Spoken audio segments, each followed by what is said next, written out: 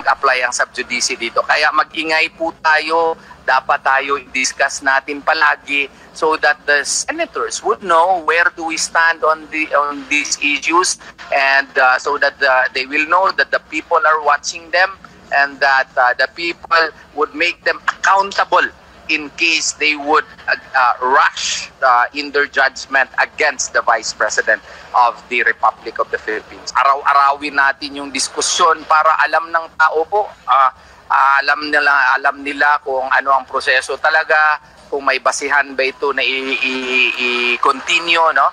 So that they will write the senators. They will make their voices known to the senators. Kabilang din po sa inyo pong kini-question po, attorney, kung nararapat ba na ipagpatuloy, or kumbaga, kasi debate rin po kung pwede na bang umpisahan itong impeachment, or sa June 1 na ba, sa pagbabalik po nila, or sa bagong set. Kabilang din ba ito sa maaring magkaroon ng paglilinaw sa desisyon ng Korte Suprema?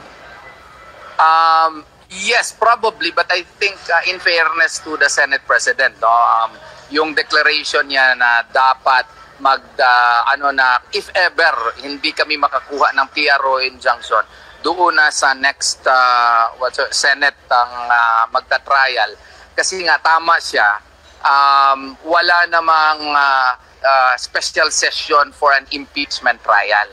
Yeah, special sessions are only called for emergency legislative measures po, hindi po as an impeachment court, because the Senate, essentially, its principal job is to pass laws, not to conduct trials. So kung magpatawag ito ng special session, ang purpose po niyan ay pagpapanday po ng batas, hindi po pagtatrial. Kasi yung pagtatrial, exception lang yun sa kanyang trabaho.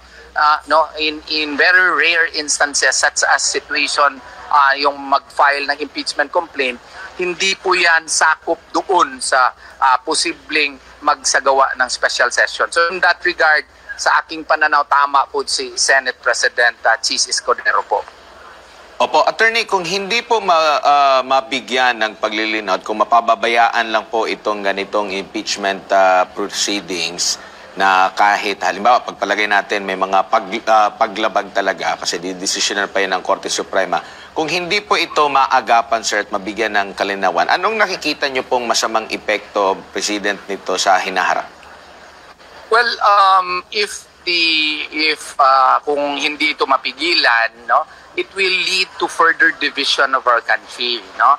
Imagine, we will all be stuck in a legal zarzuela, in a political exercise, no, such as a trial in the Senate, instead of concentrating in making our country move forward, no?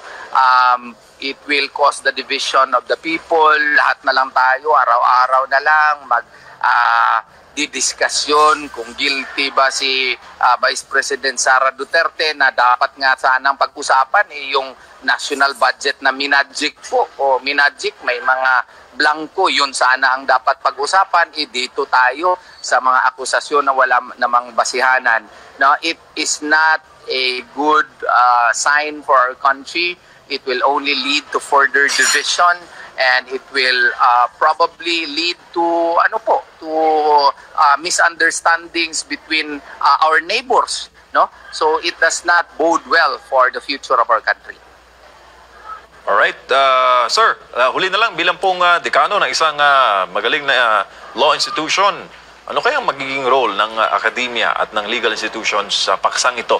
Lalo pat pasunod-sunod kasi, sir, ang topic ng impeachment alam mo, hindi naman ito naaabot ng na topic ng ordinaryong mga kababayan pag hindi naman nababalita. Ito public nationwide noise na talaga itong issue na ito, na tuloy yung ating mga kababayan napipilitan pag-aralan yung proseso sa impeachment.